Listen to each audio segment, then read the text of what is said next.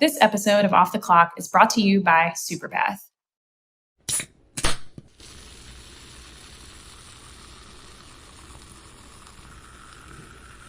All right, we are doing it. So Off the Clock, first episode. Let's cheers in our Simple Modern cups. Cheers. Cheers. Bing. So hydrated. Yes. What are y'all drinking? My Simple Modern cup, this one has water. Wow. Oh. This Simple Modern koozie has a high noon. What about you, Krista? I'm drinking a vodka Sprite. So classy. That is classy. I have a June Shine in mine. It's about half full. So I already had a little bit. Yeah, same. Yeah, a little more. Early. I had a pregame a little bit. For We're not anyone nervous. who is watching and is like, why are they talking about their cups? This is our new thing, our new show called Off the Clock. And basically, once the day ends, once a week, we get together and we talk about not work because we already did enough of that. So meet your new BFFs. A quick introduction of who we are and why we're doing this. I guess I'll go first since I'm feeling chatty. So I'm Kaleigh Moore. I've been a full-time freelance writer for almost 10 years now. In November, it'll be 10 years. I mostly work with software companies and marketing people. And I've known Krista and Allie for a while now through the internet. Thanks, internet. And we decided we wanted to do a show where we weren't just talking about work. And I know that I'm starting this by telling you a little bit about work, but it's a jumping off point and that's it. So we're going other places. But Krista, tell us about yourself. Oh, no. Okay. I'm Krista Doyle. I, like Kaleigh said, know these ladies through the internet. And yeah, I've been in content marketing for about 7 or 8 years. Live in Austin, Texas with my wife and my dog. Yeah, that's pretty much all you need to know for now. Okay. For now.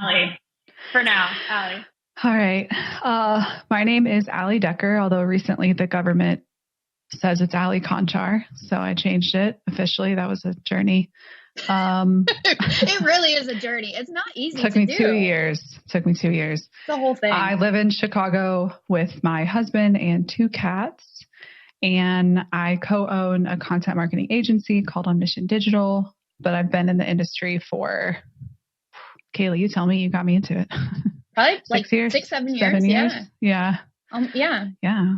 So for right now, that's the common thread, but it's not the only thing that pulls us together. Yes. So we all work in marketing and kind of the tech space. Fun we're not spot to really be. here to talk about that. We're not here to give you like your 10 best SEO tips. We could, but we're not going to. That's what this is. We're not doing that. Please never utter SEO again on this podcast. This is a safe space. Nobody can say that here. This is a safe space for marketers where we're going to talk about other stuff. And so our first topic, I think, a good place to start, because when I listen to a podcast, I'm like, who do I most relate with? So maybe we should tell you a little bit about ourselves. If you're new here, let's talk about what we did like before what we're doing now. So you have a bit of context on how we arrived where we are. Again, we're not talking about work, but this is just so you know, like where we're coming from. So who wants to go first? Who wants to share? Yeah, pick your fighter. Allie, why don't you go first? Why don't you kick us off? Honestly, the only thing I did before content marketing is I worked at GE Appliances. What did you do for them? So, whatever they told me to do. No, I was a marketing intern on the filter team.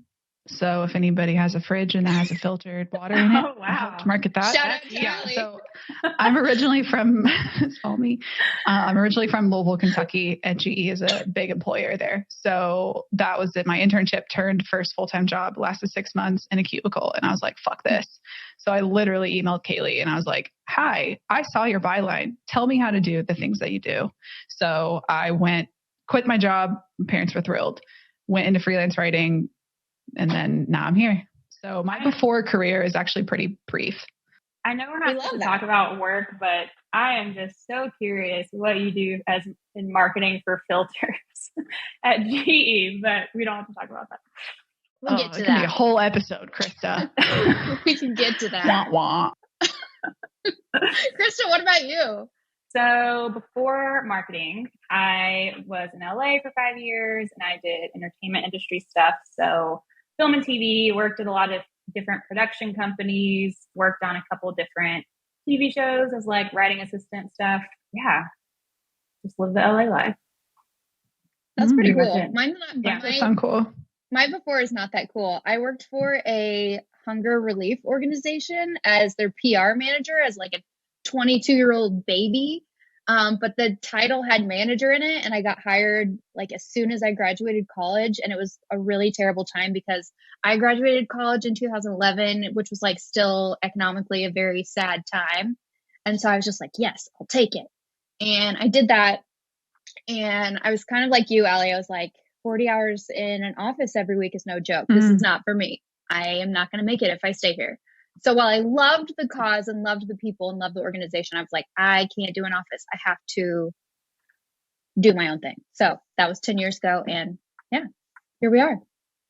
Here we are. I'm curious though. This is something I don't know. And I'm really excited to hear your answers on this. So what did you want to be when you were a kid?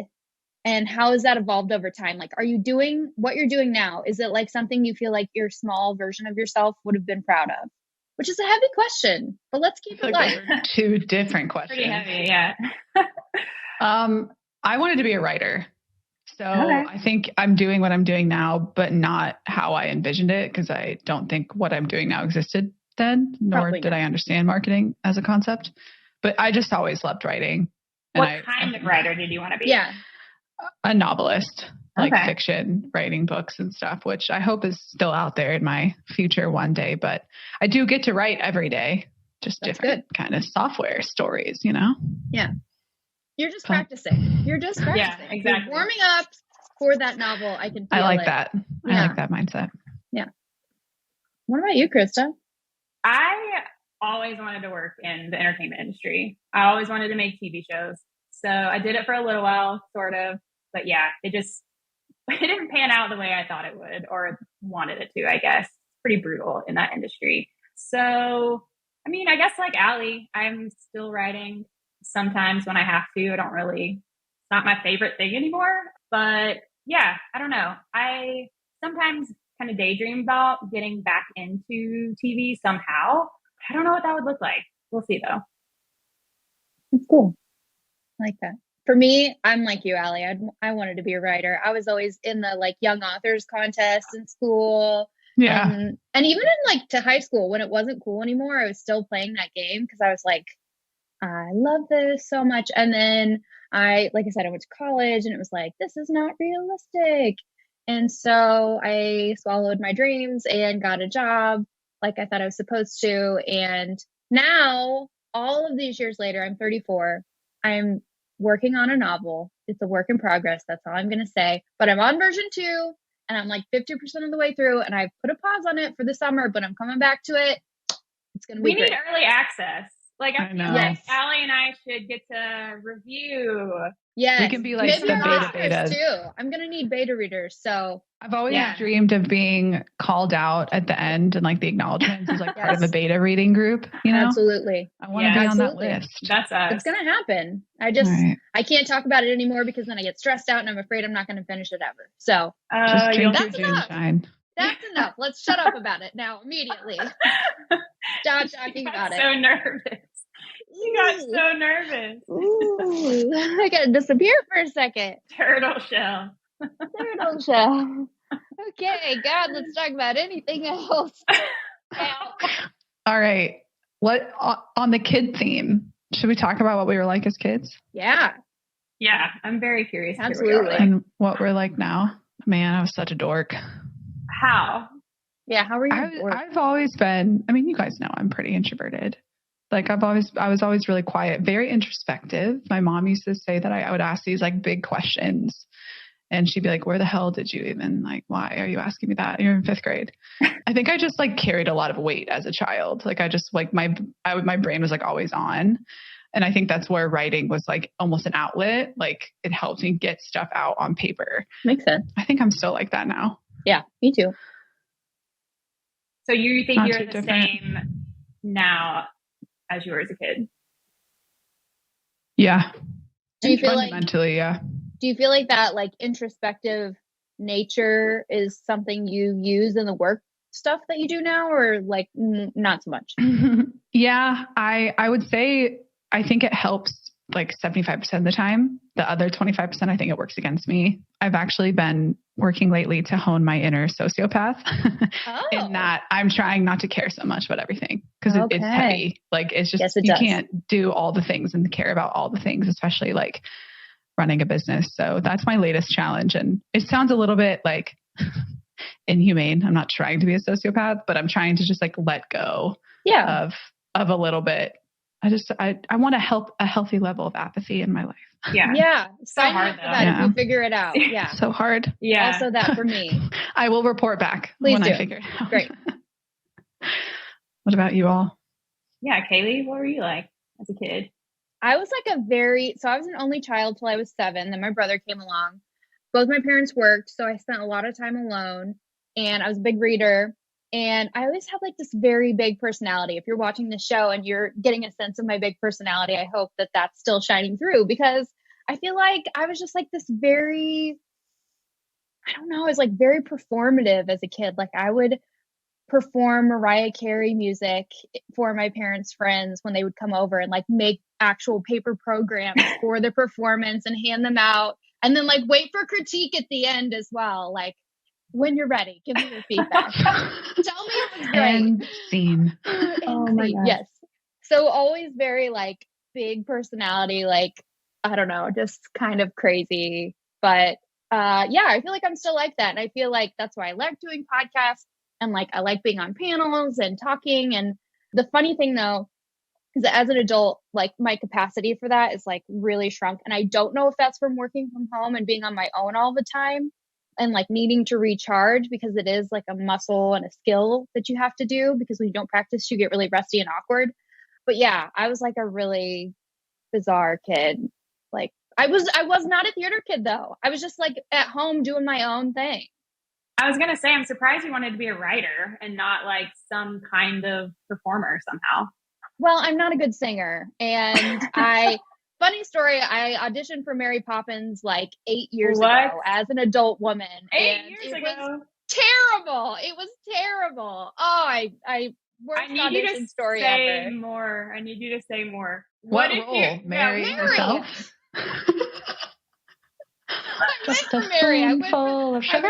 Oh my God! I was swinging for the fences, and I didn't realize that the pianist who was going to be playing the audition song was playing in a different key. So I showed up to perform and sing this song, and I basically at the end was like, shrug, like, don't know what I'm doing here. Hope you enjoyed that. And they were like, okay, thank you, ma'am. I have a follow-up question for you. Does that like haunt you, or is it just like a funny story? Oh, it's so funny. I think it's so funny. And I'm so proud of myself for doing it, for like just going and showing up and doing this scary thing. Yeah. I feel like I'm not somebody who would be like, oh God, that was so embarrassing. I was just like, that was fucking hilarious. I love that. I love that so much. Also, does that exist on video anywhere? Oh, hell no. Yeah. Where's the audition footage? No, it doesn't. The funny thing is that they called me back, not for Mary Poppins, but there was like a dinosaur themed child's like theater play, and they wanted me to be the lead dinosaur. And I was like, nope, I'm out. I'm singing You dinosaur. said no to being the lead dinosaur? What are you thinking? No, I can't be a singing dinosaur. I can't do it. Hey, don't knock on Barney. I'm actually so mad at you about that. That is the extent of my theater experience. Mary Poppins or nothing.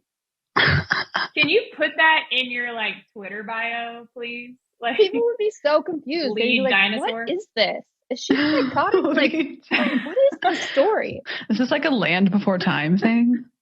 It had to be. I think the dinosaur's name was like DJ or something. It could have been Barney adjacent. Oh. I don't know. I was a big Barney girl over here. Same. I had not one, not two. Yeah, we love Barney. 3 Barney themed birthdays back to back when I was younger. Parents got a lot of use out of that decoration. Do you still save the money? Do you still like Barney? Nope. Okay. Grew out of that one. Woo. Close call. Temporary fandom. Oh my God. Your turn, Krista. Were you weird as a kid? Wait, what was the question? Oh yeah. I hope She's like, so. nah. So there were like two versions of me as a kid, I feel like. I was generally pretty shy around people I didn't know. Then around my friends, I was like a ham and I was very extroverted. I was a little bit of a tomboy, not super girly, which I feel like is still the case usually. But I think I've gotten more introverted as I've gotten older. Like I feel like any extrovert I had in me has just slowly gone away, which is kind of sad. I don't know. But yeah, I'm still very introverted, still very like love to do things by myself, which I did as a kid. Yeah, I don't know. That's interesting, Krista, because Allie, you said that you're introverted as well, but when I see you post on social media, you're like always at a party. You're like always doing something fun with other That's people. That's true. That's because I only post on social media when I'm doing something fun. But I feel like it's like often. Like I feel like you're often doing more than me. Fun. Yeah.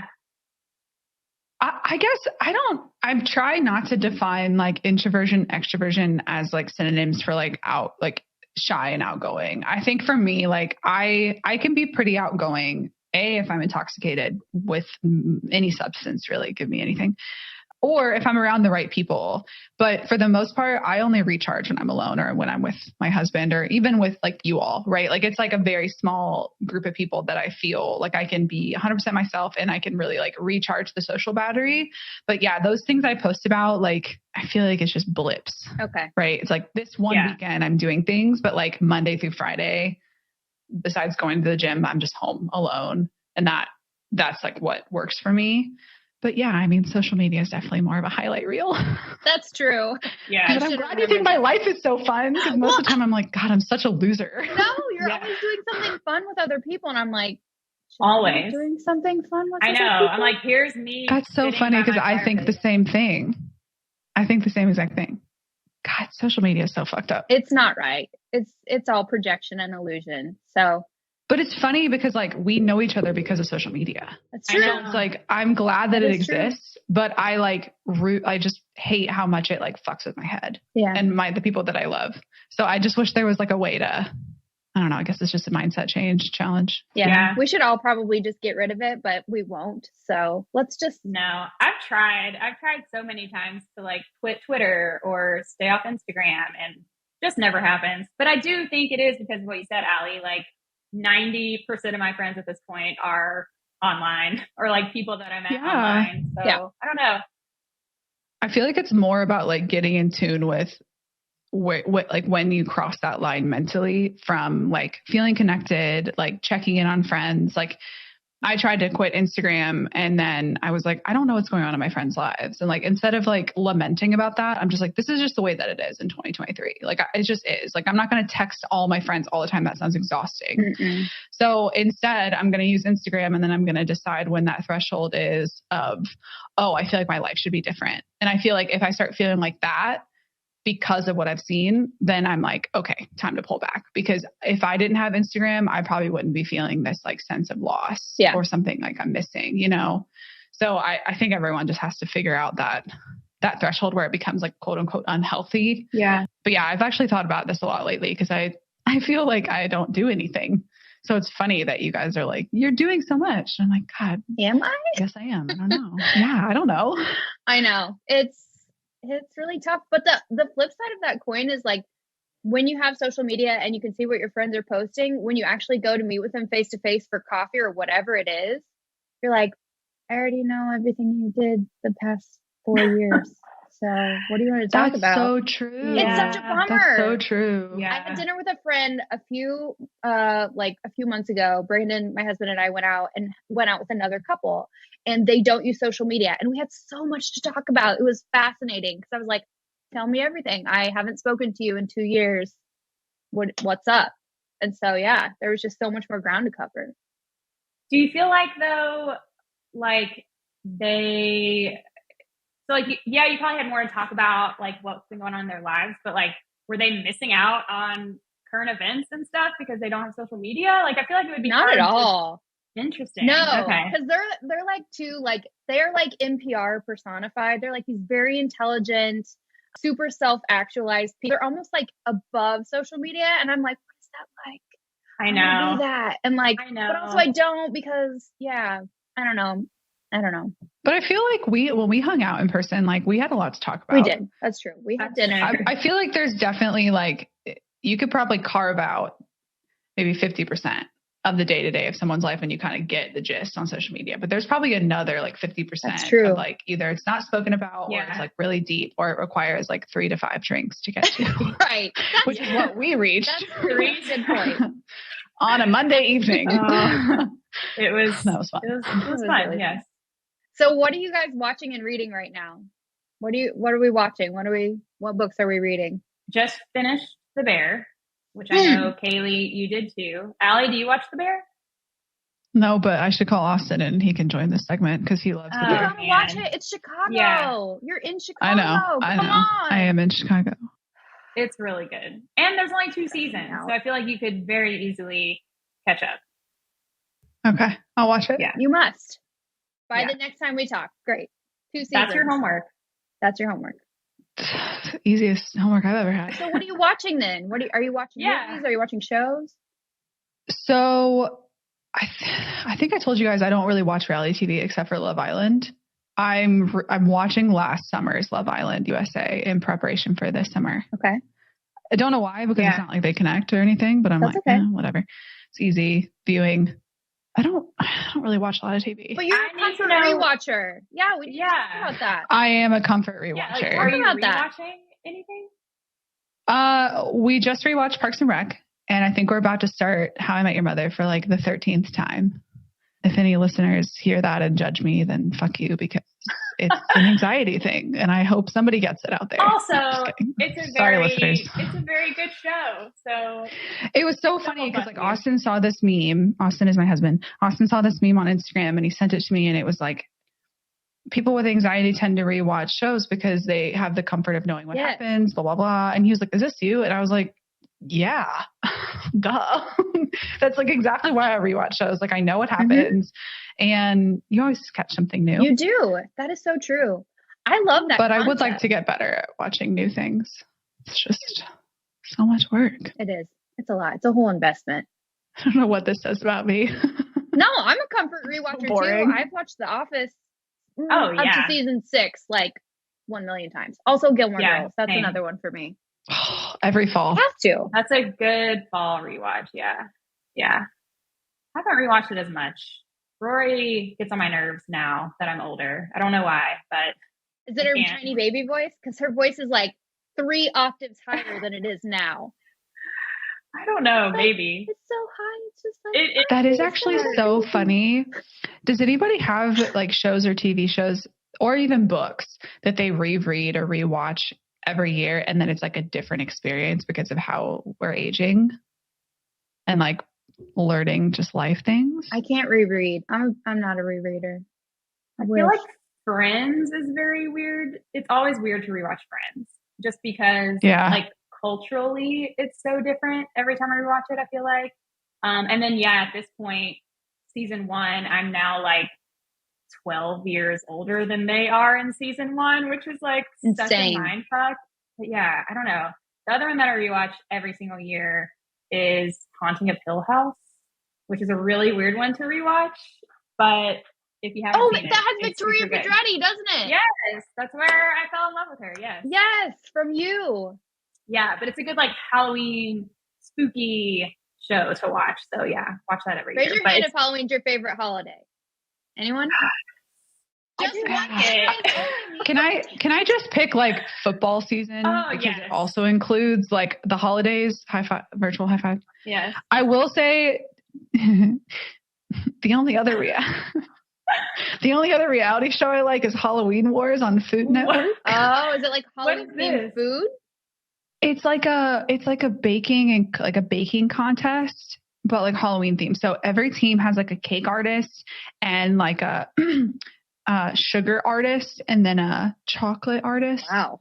And it starts with like 8 teams and then there's like a competition and then every episode they like obviously eliminate one. We watch it every year. Okay. It's fascinating.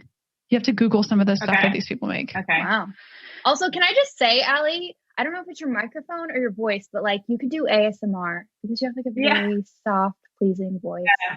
Really? Yeah. It's very calming. It really is. Really? You should narrate audiobooks. Thank you. Well, now you made it weird. Now I take it back. No, this isn't the time. Maybe next episode. No, you gotta say it. You gotta. All right. Have you guys heard of Quinn, the app? Mm-mm. No. What is that? It's about to get weird. All right. It's the pilot. We're carving out our space. I'm going to be the inappropriate one. Okay. Perfect. I'm just going to take it. that. So Quinn is how do you describe it? An audio porn app, essentially. But the sister of Jack Dorsey, who created Twitter, his sister built it. Heard about this. And I mostly followed it because I feel like she's just a cool person, but I think she built it as either part of her grad school stuff, or maybe she was in undergrad still. And it is fascinating, like both the business behind it and also how it's been like revamping like the porn industry, because it's so much more inclusive. It's also less about like visuals and all like the sketchy stuff that typically happens in other channels. But I don't know. I just think it's really cool, like how Gen Z is like reworking it. Is it like stories? Like sexy so stories? it's like so either like narrating like sexy stories, like what I also read, or it's like first person, like POV, like talking to you, whether it's like a woman or a man. Yeah. I actually don't subscribe to it. I just like saw it and I was like, this is cool. I like where things are going now. Yeah. It feels safer. It feels better. That does feel safer. Yeah. Well, it's not that different from like an audiobook version of a sexy story, right? Like someone just reading it to you. Yeah. And probably doing a really good job. Yeah. So y'all should hear these voice artists. There's this one guy whose voice is so deep and I'm like, hello. But then you look at him and you're like, how? Voice does not match. I'll send you guys a picture. Yeah. Wait, so they have pictures of these people, or you looked him up? Be honest. No, Quinn the Instagram calling me out. Quinn, the Instagram, their channel like did a panel with a lot of their artists, their contributors to the app. And this one guy was like talking and I was like, dude, your voice does not match your face. Yeah. It was so trippy. Yeah. So you're reading sexy stuff. You don't have to share any titles. We don't have to get that intimate. Krista, what are you reading right now? So I am actually rereading a book, which I don't do often, but I really like this one a lot. It's called This Time Tomorrow by Emma Straub. I can't ever say her last name. But yeah, it's like time travel, 90s vibes, really good relationships in the book. Yeah, I feel like it's been a year or so since I read it. So I feel like I've forgotten just enough about it to start over again. But yeah, that is what I'm currently reading. It is so good. I like that. So good. Allie, do you reread at all? Are you a rereader since you're a rewatcher? I will reread in preparation for a new release. Oh. Ooh. So like ACOTAR, I reread that when the new ones were coming out. A Court of Thorns and Roses. Oh, got it. I've seen those covers. Yeah. Very good. Also, A Blood and Ash, Jennifer Armentrout. It's a similar fantasy romance series. She has a new one coming out next week. So I've been rereading and prep for that. I'll have a couple books, like what you said, Krista, like the ones that resonate, that I'll pick up every couple years. And then there's an essay by Ralph Waldo Emerson that I reread every year. It's called Self-Reliance. Ooh, good one. I actually have a tattoo from it. Do you really? Really? On my side. Yeah. Not just like a symbol that reminds me of it, but that's cool.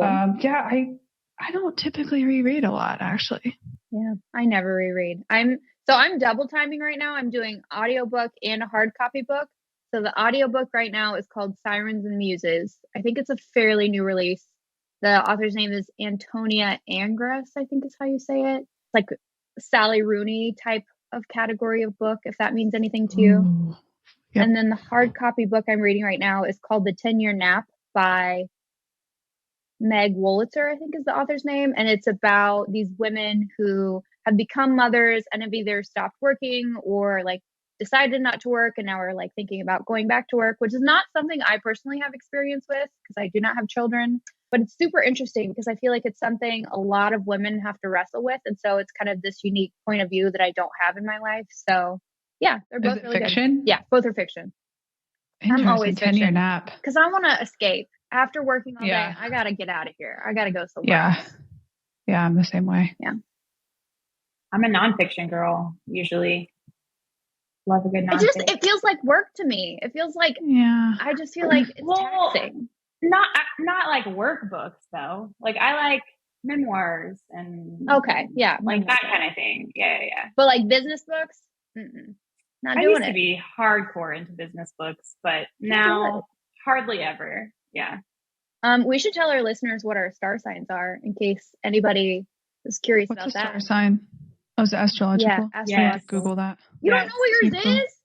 Oh my God. Allie. Well, for listeners out there, my birthday is 4/20, so I know what that means. My star sign is actually cannabis. I think you're an Aries. Like a star. I think you're April. I'm Googling this. You're like an Aries, Taurus. 20. I'm right. Oh, I remember this. I'm on the line between Aries and Taurus, so I just pick whichever one I like better. How do you get on the line? Were you born at midnight? Is there a time? Is there like a time thing? What day? Oh, 4:20. So is it like on the line? The cutoff? Some like things say Aries ends on 4:20, and then some things say Taurus starts on 4:20. I was born at like noon. Okay. I don't know if that matters. Yeah, so right Krista, in the dead center. Krista, you're Taurus, right? You should come to the good side, the Taurus side. I will say my husband is April 9th, and he's solidly an Aries, and we're very different. So like logic tells me I should probably just be a Taurus. All right. Okay, cool. It's decided.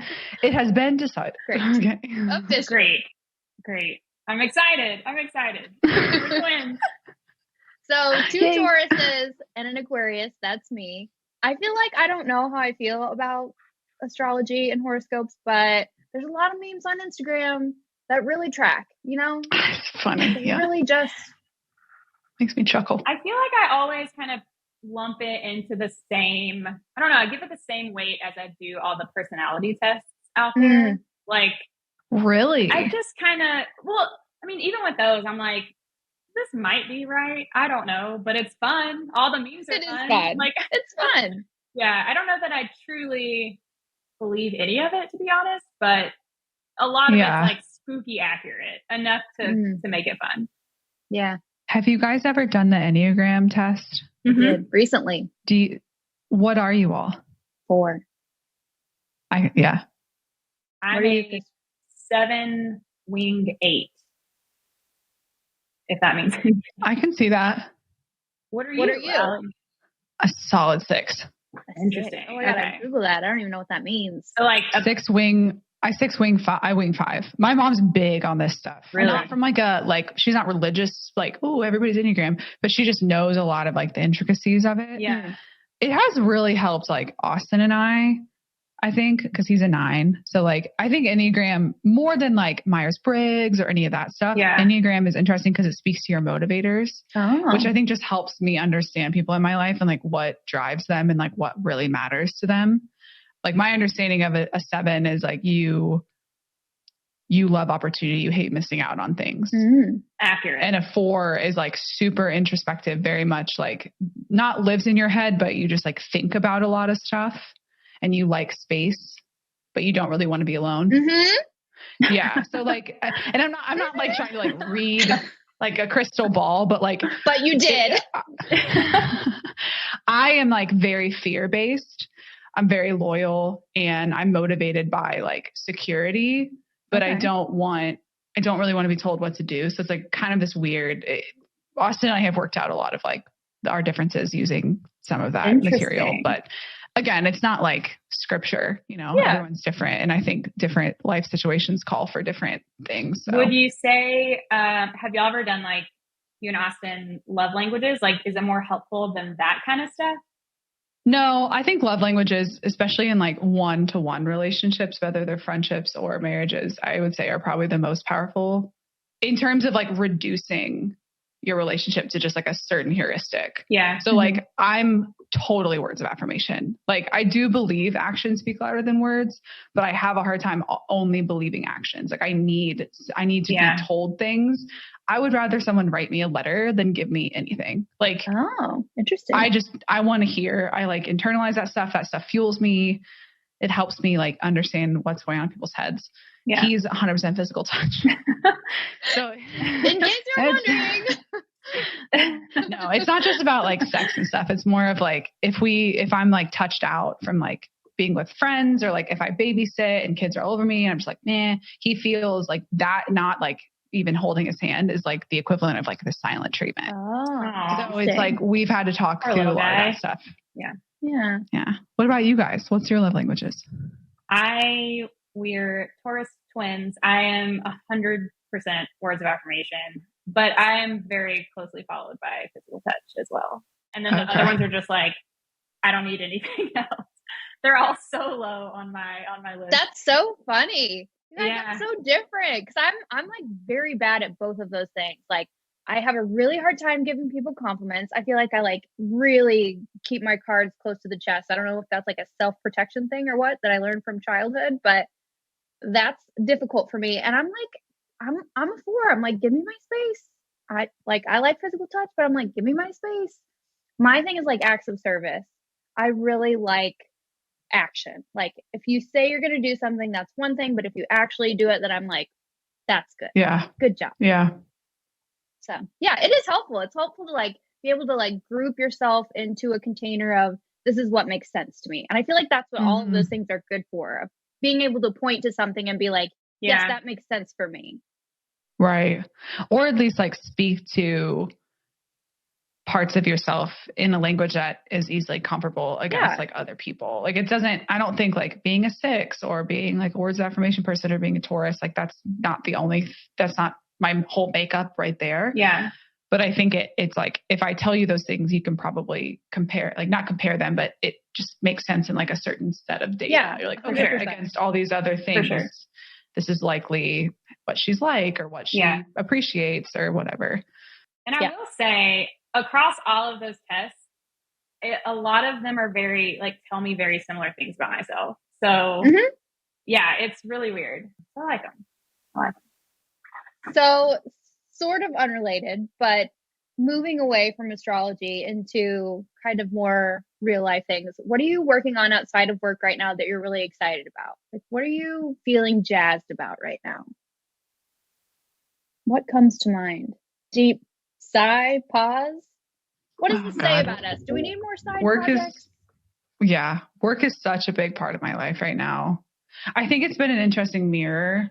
So I think like in terms of other things that I'm working on, I think just like growth, self-growth. I don't know. I've been trying to journal more. Good. I was doing improv for a while, which was really nice. I took a break because Second City classes are on Saturdays. And I'm like, I need to be outside on Saturdays. Yeah. But I will pick the class back up in the fall. So stay tuned. What are improv classes like? That sounds like my actual nightmare. Are they fun? What are they like? It's funny you say that, because when so I've always been an SNL fan. Like, since I was very little, we would stay up and watch it. I used to have some of like the DVD box sets and stuff. Huge comedy stand-up fan, but I was like, that to me, like never in my life would I ever do that. I mean, I was a very quiet child, but when I moved here, I was like, it's just down the street, like I maybe, it's one of those crazy things I'd love to say I'm doing, kind of like you auditioning for Mary Poppins. Like even if it is stupid or doesn't work out, like I did it. And then I finally, I moved to Chicago like 2 years before COVID, and I finally worked up the courage to sign up for class. COVID hit, became like a non-issue. And then last year I was like really struggling, and I was like, I just need to prove to myself that I can still like do something new. Like, I hadn't done something fundamentally new in my life in a very long time, like new skill, new language, new instrument, whatever. So I was really, really high one night. And I was like, I'm signing up. And I did. And I paid the money. And then I woke up the next morning and I was like, what the fuck did I just do? But I was I was like so burnt out. This was like right before Christmas. So it was like, obviously work was like on pause, but I was so burnt out that I was like, I don't even care. Like, how can this get any worse kind of thing? Which I don't mean to sound like wah, but like I was really struggling. So I was like, it can only be up from here. And it was. Class was really, really nerve wracking. I actually took an edible like a little bit before my first class because I needed to just like chill. But honestly, like the classes I took at Second City, there's like a subset of the curriculum called Improv for Anxiety. Oh, interesting. So it was literally like the whole class was there not to get on stage or join SNL, but to work on themselves like mentally and combat some stuff. So like that alone was like a huge comfort, because like they're like the main curriculum is for folks that like want to do stand up or want to be in a troupe or want to go on TV. And that's just a whole, I thought that's what it would be like, but the improv for anxiety classes weren't available before COVID. So I think that was a development based on demand. So it kind of worked out that like I had to wait to sign up. But anyway, classes, it's basically like games. It's like when you go to a party, do you ever go to a party and like play a bunch of games with people? Whether it's like a card game or like beer pong or like whatever, and you're like drinking and you're playing games and you're like, oh, I know we're drinking right now, but you kind of feel like kids again. Like you can just like do whatever you want to do. Yeah, sure. Yeah. So it's like that, but you have to like get up and like do improv things. So it really was fun because everyone was on the same page and all the games were like very low key. So like we would get up and they would be like, okay, like where like the rest of the class is like, where are these two people? And like the class would like shout out a destination. And then it was like, okay, what's going on? So it was like literally like a whole class environment and you just had to like improv it for like 30 seconds. So it was very low key. I did sign up for improv 2. Ooh. That was a little bit more intense. This was like March, April. That was a little bit more intense. We did a music improv, which was awful. Whoa. Awful. That was probably the first class I wanted to leave. Yeah. No, I seriously was like, I don't sing. They made you I don't sing? know improv 3. Oh yeah. We had to like stand up and like sing. Lady Dinosaur. Come on down. Lady Dinosaur. Right there. Could have helped you. Kaleigh, help me. Put on your dinosaur costume and get here immediately. I don't know. I mean, at the end of the day, like it was just a space. It was a safe space to be stupid is the best way I can describe it. Yeah. And the teachers were incredibly encouraging. I don't know what improv 3 will be like. I think improv 3 is the first level that you actually do a show at the end. Ooh. Can we come? Yeah. Maybe. That would be fun. We can interview you afterward. Tell us about your performance. I will say it also it's a big deal who you do it with because you build a lot of trust with the people that you go up with. Yeah. So my class, most of us rolled over from 1 to 2, and then a lot of people continued on in the summer. So I don't know who I'll do it with in the fall. I think there's a couple friends I made in class who I think are waiting until summer is over. But yeah, it's a lot of like relationship building and trust building too, which is really interesting. All in all, I would highly recommend. That's so cool because you're right. There's not very many opportunities to do that type of stuff as an adult. We're like in our boxes and stay there. So kudos to you for doing that. That's awesome. Seriously. I will say, I don't know about y'all or the folks listening, but I know like in today's day and age, you can learn anything you want online, right? But I am done like teaching myself stuff. Like going to a classroom with friends and like classmates, I guess, and a teacher to hold you accountable. I forgot how much I thrived in that scenario. Yeah. And I think moving forward, if I want to like learn an instrument, learn a language, like I'll go to a class because I think it's a whole different experience and it like gets you out of the house. Yeah. So I don't know about you guys, if you've been like learning anything new or trying something new and if you've done it DIY or not, but it doesn't really work for me in this stage in life. Yeah. Krista, what are you excited about right now? It's out of work. I mean, well, I signed up for drum lessons 2 months ago now at this point, but I still haven't started. So I can't really say I'm like, why? Because I'm on like a wait list or something. I don't know. Anyway, I haven't started yet, but I am so excited to get that going. I like have to stop myself every day from emailing the person to be like, hi, just checking. I cannot wait to hear about that. So is this your first instrument that you played, or is this like what's sparking the interest there? No, I mean, I grew up playing piano. I don't really play anymore. About 10 years ago, I learned how to play the banjo, but kind of fell off. And so originally I wanted to pick that back up earlier this year, and I just couldn't find lessons in Austin. And so a girl that I work with, her partner owns a music school here. And so I was like, let me see what they have to offer. And they do like all these different classes. Like you can join a cover band essentially and like all learn a song together. And then you have a little concert at the end. I love that. Or you can just do private lessons. So for now, I'm just going to do the private lessons and learn the drums. But I do think it would be so fun to join one of the other classes and like actually be in a little band. And yeah. We'll come your set with lighters after we go to Oh Allie Decker. Yes. I love that. Listeners, you can come too. You're invited. We'll see if you're invited. I don't know about that. God, you're both doing so good, and I feel like I'm not doing anything to self-enrich right now. I'm not right now, though. I took a break. I'm gonna list part of the process. I'm gonna list some of the things that I've done in the past. Maybe those count for something. Let's see. I took Spanish language lessons, like conversational, virtually over COVID. Then I fell off of that. I was using Duolingo to try to learn French, but I stopped doing that. Let's see. What else did I start and stop? Did you like French or Spanish more? Like learning? Spanish I took in high school for 4 years and like passed the like sufficiency exam in college, so I didn't have to take the classes. So I'm pretty good at Spanish. French is like similar enough that I felt like I did okay, but I should have stuck with it more. I don't know. It's nice out. So I live in the Midwest. Allie also lives in the Midwest. We're both in Illinois, in case you're wondering. It's we get 4 good months really out of the year, and it's really nice out right now. And so I'm just trying to maximize and be outside. We just ordered a couple of Super 73, so electric bicycle type deals that kind of look like dirt bikes, and they go like 25 to 30 miles an hour. So I'm excited for that, which is not self-enriching at all. It's just a fun activity. So that's all I got. All that matters. That's all I got. Let's talk about Emmy noms, because that happened right now, and we should talk about it. I'm going to pull up the list here. Who are we rooting for?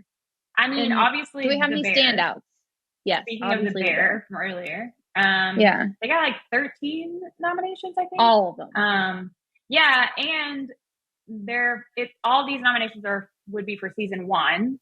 So I have to imagine next year they'll also really kill it. A lot for White Lotus, I saw. Yeah. HBO, man, they have like something like 75 or 80 nominations just across 3 shows. So Succession, White Lotus, and then The Last of Us. Did y'all watch The Last of Us? I watched 3 episodes of it. Okay, yeah. It was kind of scary. Episodes were kind of scary. Yeah, I think it's supposed to be scary. You go, yeah. And I know y'all don't watch Succession. I think we've already talked about that. But my parents just started watching it, and my dad, who loves being outside, went mowing on a Sunday to stay inside and watch Succession. So if there's any higher praise on this planet, I don't know what it is. I need to talk to your dad. We would have a lot to talk about, I feel like. Man, they are feeling it. So maybe I just need to get on that wagon, but not till winter because it's nice out. Whatever. Fair. Fine.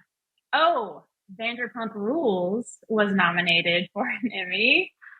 Y'all don't watch reality TV. Where? Oh, it's not on this list. Yeah, they're nominated for they don't say reality show. They say like outstanding unstructured programming or some bullshit. Unstructured programming. Great. But this season was a masterpiece. So was that a chef's kiss for me? Did you almost chef's kiss to Vanderpump Rules when we're talking about the bear? I'm looking at the Emmy site, and structured reality program is Antiques Roadshow, Diners and Drive-Ins. Kayleigh's going to say Diners, Drive-Ins, and Antique Roadshow, and then Love is Blind, Queer Eye 5, Shark Tank, and then how do you navigate? This is awful UX. Okay, unstructured reality. VPR, baby. Indian matchmaking, Untucked, RuPaul, Selling Sunset, Vanderpump Rules. And then there it something is. Else. I wasn't lying. There it is. I just really need y'all to watch it. I mean, Allie, you're halfway there. If you watch Love Island, I feel like you could do Vanderpump. So I will say there are many seasons. I think there are if I still have yet to start Grey's, probably am not going to start Vanderpump Rules. Okay, you're way too behind on Grey's. There's like 100 I've never seasons. watched it. I know, and you're going to start at season 1? No, I'm not. I'm saying Okay. that's a lost cause. So I feel like there's too many episodes. There's a lot of shows like Ted Lasso. Just a lot that people like watch it and like, okay, just don't. I don't know. Yeah.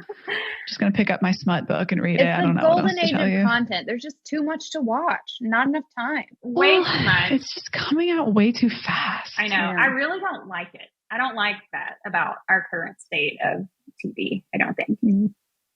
Even are you guys gonna go? Yeah, I was just gonna say, are you gonna go see Oppenheimer or Barbie? I'm gonna see both. I think not on the same day. I will see both. Yeah. Also not on the same day. There was some folks at my gym talking about the Barbieheimer thing. Mm-hmm. Did you guys hear about that? Yeah. Or you see both in the same day. What an emotional journey. I know. Seriously. I think you have to do Barbie first, right? Because I heard that Oppenheimer is tough to recover from. Somebody said you will leave the theater devastated. And I was like, sign me up. Great. I don't know if I'm going to see Barbie, but I do want to see Oppenheimer. Yeah. Did you guys ever watch Air? Watch what? Air? It was good. I thought that was good. It was a fun time. Yeah. Yeah. I like that one. Did you guys ever watch Shoe Dog? Or read Shoe Dog? I read it, yeah. Did you like it? Mm-hmm. It's good. Yeah. I did the audiobook of that one, I think. Yeah, it was good. I thought that it was entertaining. It was fun. They don't really make movies like that anymore, where it's just like a fun time all the way through. I don't know. I have a lot of complaints about the movies that don't get made anymore that I would like to have more of, like rom-coms. Like, why don't we have more rom-coms? We have Lifetime movies, which are not the same. Not the same. The quality bar is not the same. Sometimes, like, it feels like Netflix produces most like rom-coms now, and they're just shit. They're not good. Like, they're not. Don't waste your time, Netflix. And I can't ever like pinpoint why. Like, what is the difference between? Did you guys watch the one with Nina Dobrev and Adam? Oh man, it was called Outlaws. Mm-mm. It had, so it's called The Outlaws. It was Adam Devine, Pierce Brosnan, Nina Dobrev, and a couple other people that I recognize. And it was bad. It has 19% on Rotten Tomatoes. I've watched a handful of them that are in that category. And I was just like, I want that hour of my life back before I shut that off.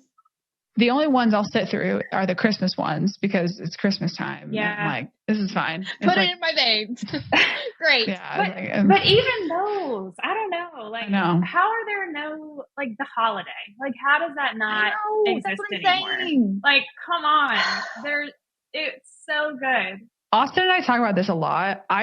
My theory is that they try to put too much in the movies. Like, too many things are happening too fast. So there's no substance. Yeah. Which I guess, I don't know, for rom-coms, it's like, I don't know. For action movies, for sure, that's happening. So I just rewatched How to Lose a Guy in 10 Days recently, and I just thought that was such a fun time. And then I watched one of the ones we were just talking about, like a Netflix made one, and it was just so like bang you over the head with the plot.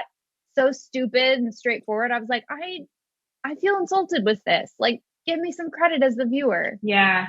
Yeah. Which one did you watch? There was one about pizza that I watched with Emma Roberts that was really terrible. That one's kind of old at this point. I watched one with Alison Brie from like her, like she makes a lot of those, I feel like, with her husband, Dave Franco. Franco. Yeah. I don't know. I just feel like I've watched a bunch of them and I'm not happy. I know. It's really Did sad. you guys ever watch Community? Yeah. I did not watch Community. What made you think of that? Oh, Alison Brie. Alison Brie. Yeah. It's funny. It's a good one. If you like Parks and Rec, I feel like you're going to like that one. Mm-hmm. Yeah. So how should we wrap up? I feel like it's time to wind things down. I did finish my drink. Does that count? I'm getting there. I'm not quite done, but let's see. Closing topic. What are you guys doing tonight? Closing time. See, you're singing. Look. Yes, musical improv. All right. Musical closing from Allie. Thank you. Is that ASMR voice? AMSR. What's it? How's it go? You got it. What does it stand for? Okay. Don't know. I'm doing yoga. Okay. Nice. In my living room. Okay. Hanging out with Adrian. Nice. and then I'm cooking dinner. What are you going to make? TB, don't know. TBD. Austin makes dinner 6 out of 7 nights, so I got to figure something out. Good deal. Yep. What about you all? Krista, what are you doing? I am solo tonight. My wife is at dinner with a friend. So who knows? Probably lots of TV. Nice. Lots of rewatching. Yes. That sounds good. What are you going to eat for dinner? What is your dinner for one? Cereal? No. That's what I would eat. No. Usually I use the opportunity to DoorDash. So ooh, I don't know. The ultimate luxury. Yeah. Yeah. It's really nice. Too hot to be outside, or I would grill, but yeah, maybe pizza. Maybe I don't know. We'll see. I'll let y'all know. I know you're on the edge of your seat. I'll let you. Well, my brother is turning 28 today, so I'm headed to dinner over in Springfield, Illinois, which is where he lives. In case anyone was wondering, I don't know why I said that. And if you want probably too much information, but headed to dinner with my family. See you guys there. I guess I will send you the address. Please bring a gift. Jesus. Well, happy birthday, Kaleigh's brother. Happy birthday to my brother Jake. Yes, that's where I'm headed. Not in this sweatshirt though, because it's also very hot here, but it's very cold in my house. Does anybody else have this problem where the air conditioner is always too cold, but it's always too hot outside, and it's just never right? No? Austin keeps the air conditioner so hot. He keeps it on like 75 in here. What? No, sir. No, sir. It's actually fine usually, but he's like just saving money, and our building is very old and blah blah blah. So I'm like, whatever. I just can't get it right. I'm always in between. So I feel like I change clothes like 14 times throughout the day. I gotta work on that. That's like a lot of work. It's a lot of work. Every hour. Really that should show. But for no one. For the dog. That's it. Yes. Brooks deserves the best. Yes, he does. He likes wearing clothes too, so maybe I should include him. He likes to wear a good t-shirt every once in a while. Anyways, hope you guys enjoyed this podcast video thing. Basically just sat in on happy hour with us, and I'm pretty much you're welcome or I'm sorry. I don't also know. Yes, off the clock. Tune in for more of this chaos soon. Great. Okay, I don't know how to close it out here. Anybody got anything? Awkward goodbye. We're just like fade into black. Good hangs, guys. Good to hang out. This is good. Yes. Cheers. One last cheers. That's how we should close. Yes. Shout out to Simple Modern for these giant cups. These are not Stanleys. These are our Simple Moderns. And we have pastel Power Rangers with our various colors. So it's as big as your head. Yes. No, that's pastel. It's pastel. Okay. Fair enough.